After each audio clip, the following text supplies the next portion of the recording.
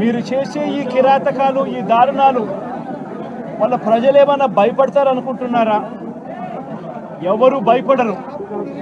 ఇది ఇంకా కోపంగా మారుతుంది. ఇది ఇంకా కోపంగా మారి చంద్రబాబు నాయుడు గారిని, తెలుగుదేశం పార్టీని రెండింటినీ కూడా బంగాళాఖాతంలో కలిపే పరిస్థితులు కూడా దారితీస్తాయి. మామూలుగా ఒక కొత్త ప్రభుత్వం వస్తే ఆ ప్రభుత్వం మీద వ్యతిరేకత రావడానికి కాస్త కూస్త టైం పడుతుంది. కానీ మొట్టమొదటిసారిగా చూస్తూ ఉన్నాం, చంద్రబాబు నాయుడు గారి మీద వ్యతిరేకత అన్నది చాలా ఫాస్ట్గా పెరిగిపోతూ ఉంది. నిజంగా ముఖ్యమంత్రిగా ఉన్న వ్యక్తి గవర్నెన్స్ మీద ఫోకస్ పెట్టాల్సింది పోయి ఏం చేస్తా ఉన్నాడు అన్నది ఒక్కసారి తనను తాను ప్రశ్నించుకోవాలి అని అడుగుతా ఉన్నా.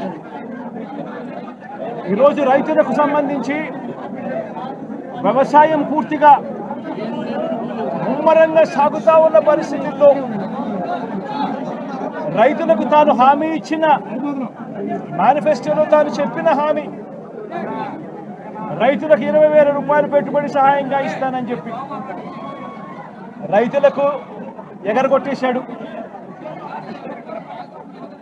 ఇవ్వాల్సిన రైతు భరోసా సొమ్మును కూడా ఇవ్వకుండా, ఎక్కువ చేసి ఇస్తానన్న రైతు భరోసా సొమ్మును కూడా ఇవ్వకుండా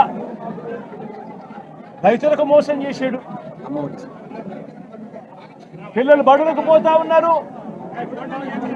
ఎంతమంది పిల్లలు బడులకు పోతా ఉన్నారు అన్నది అందరికీ తెలిసిన లెక్కలే. ప్రతి సచివాలయంలోనూ ఎంప్లాయీస్ ఉన్నారు, మండల ఎడ్యుకేషన్ ఆఫీసర్లు ఉన్నారు.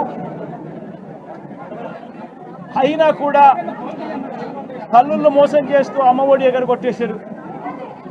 ప్రతి పిల్లాడికి ఇస్తాను అని ఎన్నికలప్పుడు చెప్పిన హామీ, నీకు 15,000, నీకు 15,000, నీకు 15,000, నీకు 15,000 అని చెప్పి ఆ ప్రతి పిల్లాడిని చూపించి ఇస్తాము అని చెప్పి ఆ పిల్లలను మోసం చేశారు.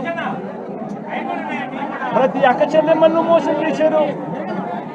తల్లులకు అమ్మఒడి ఇస్తామని తల్లుల దగ్గర నుంచి మొదలెడితే ప్రతి తల్లికి 18 సంవత్సరాలు నిండిన ప్రతి అమ్మాయికి, ప్రతి అక్కకు, ప్రతి చెల్లెమ్మకు నెలకు 1,500 రూపాయలు ఇస్తామని చెప్పి వాళ్ళను మోసం చేశారు. ఈరోజు ఫీజు రీఇంబర్స్మెంట్ తీసుకుంటా ఉన్న పిల్లలు జనవరి, ఫిబ్రవరి, మార్చ్ క్వార్టర్ ఫీజులు రాలా. ఏప్రిల్, మే, జూన్ ఫీజులు, రెండో క్వార్టర్ కూడా ఫీజులు రాలా. పిల్లలు చదువుకునేదానికి కూడా ఇబ్బంది పడే పరిస్థితిలోకి, ఫీజులు కట్టలేని పరిస్థితిలోకి కాలేజీ యాజమాన్యాలు ఫీజులు అడుగుతా ఉన్న పరిస్థితిని ఈరోజు చూస్తూ ఉన్నాం. పిల్లలకు వసతి దీవెన ఎగరగొట్టేశారు. అక్క చెల్లెమ్మలకు సున్నా వడ్డీ కూడా రావాల్సిన సున్నా వడ్డీ కూడా మామూలుగా ఏప్రిల్లో రావాల్సింది, అది ఎగరగొట్టేశారు. ఇవన్నీ కూడా వైఎస్ఆర్ కాంగ్రెస్ పార్టీ ఉన్నప్పుడు, జగన్ ముఖ్యమంత్రిగా ఉన్నప్పుడు క్రమం తప్పకుండా క్యాలెండర్ ఇచ్చి ప్రతి ఒక్కరిని కూడా ఆదుకుంటూ వస్తూ ఉన్న పరిస్థితి. అమ్మఒడి అయితేనేమి, రైతు భరోసా అయితేనేమి, విద్యా దీవెన అయితేనేమి, వసతి దీవెన అయితేనేమి, సున్నా వడ్డీ అయితేనేమి, మత్స్యకాల భరోసా అయితేనేమి, ఇవన్నీ కూడా ప్రజలు మాకెందుకు ఇంకా ఇవ్వలేదు అని చెప్పి ప్రజలు అడుగుతూ ఉన్నారు. వారి గురించి పట్టించుకోకుండా, వారికి చేయాల్సిన మంచి గురించి పట్టించుకోకుండా, స్కూళ్ళను నిర్వీర్యం చేస్తూ, చదువులను నిర్వీర్యం చేస్తూ, హాస్పిటల్ని నిర్వీర్యం చేస్తూ, చివరికి ఏ ఒక్కరూ కూడా మిమ్మల్ని ప్రశ్నించకూడదు అని, ఏ ఒక్కరూ కూడా రోడ్లెక్కకూడదు అని ఈ మాదిరిగా భయాందోళనను క్రియేట్ చేయాలనే ఉద్దేశంతో గ్రామ స్థాయి నుంచి మొదలెడితే ప్రతి ఒక్కరికి కూడా మీ కక్షలు, మీ కార్పణ్యాలు మీరు తీర్చుకోండి అని చెప్పి గ్రీన్ సిగ్నల్ ఇస్తూ గ్రామ స్థాయి నుంచి ఈ భయానక వాతావరణాన్ని క్రియేట్ చేస్తూ ఉన్నారు. ఆలోచన చేసుకోమని అడుగుతా ఉన్నా. మళ్ళీ చెప్తా ఉన్నా చంద్రబాబు నాయుడు గారికి, మీరు చేస్తూ ఉన్నది తప్పుడు సాంప్రదాయం. ఇది కనుక కొనసాగింది అని అంటే రేపు పొద్దున ఏం జరుగుతుంది అని అంటే, ఈరోజు మీ ప్రభుత్వం ఉంది, చాలా వేగంగా మీ ప్రభుత్వం కూడా తుడిచిపెట్టుకొని పోతుంది. ఆ తర్వాత మళ్ళీ మా ప్రభుత్వం వస్తుంది. ఆ తప్పుడు మా ప్రభుత్వం వచ్చినప్పుడు కార్యకర్తలు నేను వద్దు అని చెప్పినా కూడా వినకుండా ఆ కార్యకర్తలు చంద్రబాబు నాయుడు గారి తెలుగుదేశం పార్టీ వాళ్ళందరికీ కూడా బుద్ధి చెప్పే పరిస్థితి కూడా చంద్రబాబు నాయుడు గారు బీజం వేస్తూ ఉన్నారు ఈరోజు.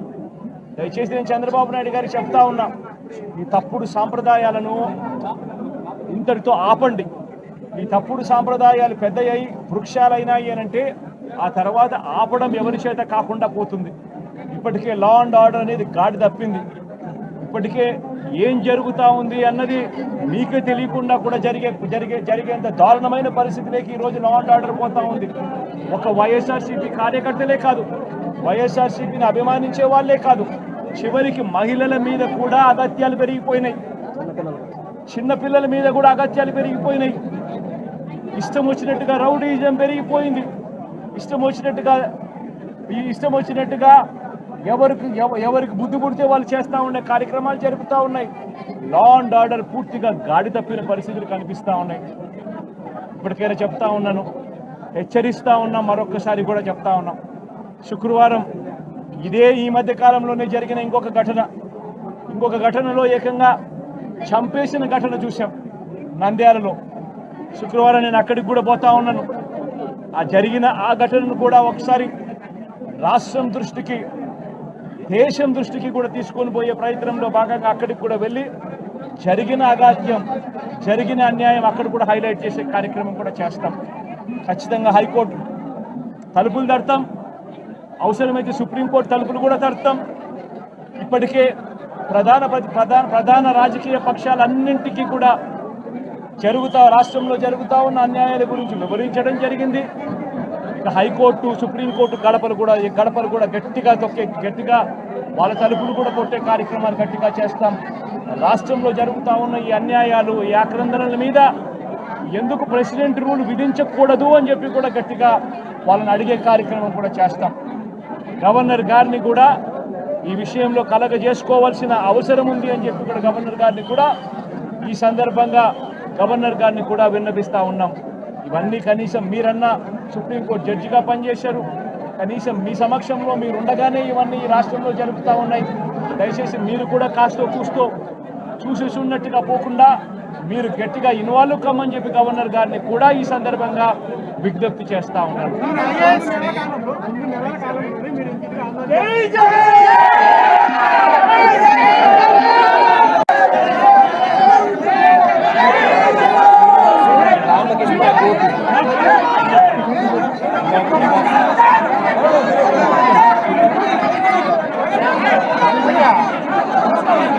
నవాబ్పేటలో